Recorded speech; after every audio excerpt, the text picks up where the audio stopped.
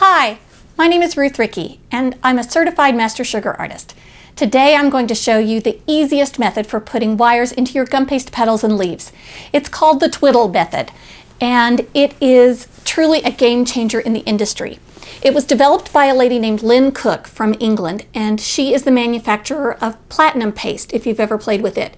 It's a fabulous paste. It's the finest, thinnest, best paste out there on the market for making what I consider competition level gum paste flowers or high-end weddings.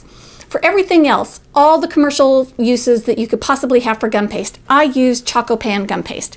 It is my absolute favorite. It comes in white, but it also comes in colors like black and red, which are a pain in the butt to make. Today I'm going to use white, and I've colored it just lightly with a little bit of my green petal dust. I always do leaves with pale green dust on a green wire and my flower petals in white on white wire. I don't know why, it's the way I was raised, and so that's how I always make everything. What I'm going to do today, normally people put shortening or cornstarch or powdered sugar all over their mats. You don't do any of that with this method. You're going to roll on a non-stick mat. It doesn't have to be one of these cute Ruth Rickey mats, but why shouldn't it be? They're darling and they're wonderful, and once you see all the uses that I have for these mats, you would understand why everybody is addicted to them.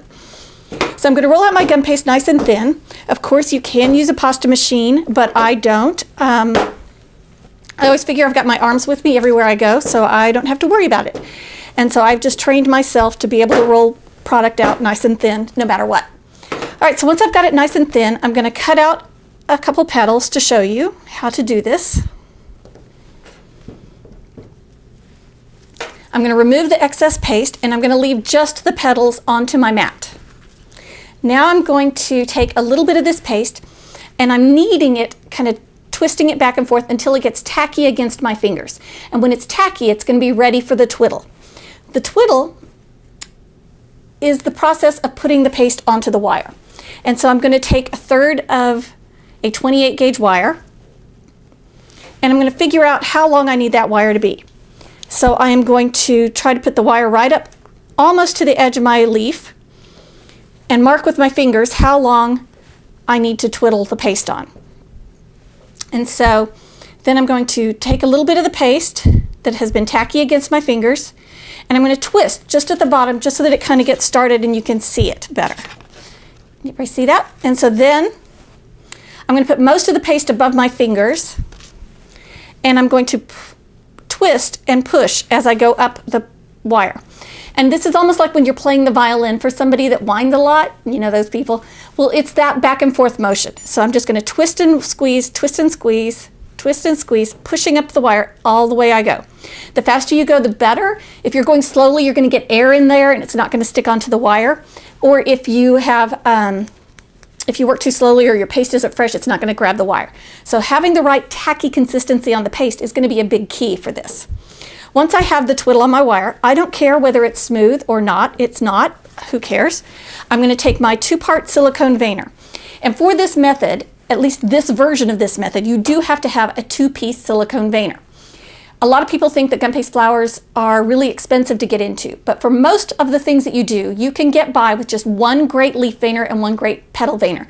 So either look for universal or all-purpose ones, or look for something that's got great, interesting character vein lines or very subtle flower petal lines that will work for the majority of your petals. Except for when you get into advanced judging at cake competitions and things like that, that's when you're going to need specialty veiners. But for the most part, you guys can get away with just a few. I'm going to lift up my little leaf petal, and I'm going to turn it so that the sticky side is now up. It has stayed tacky underneath, but it's got a slight crust on top like gum paste and fondant always do. So that sticky side is up, and I'm taking my fresh twiddle that I've just done, so it's still tacky, and I'm going to put it almost to the edge and lay that along the stem line. I'm going to pull off any excess if it went beyond, if my twiddle was too long, because it's easier to get rid of that paste now than later. I'm going to take the top side of the veiner, and I'm going to give it a good press and squeeze. I do this for 2 reasons. 1, so that I make sure I've got great vein lines on my leaf, and 2, so that I make sure that these 2 meld to become one uniform piece and it's no longer 2 separate entities. So I can lift off my beautiful leaf, and it is just gorgeous.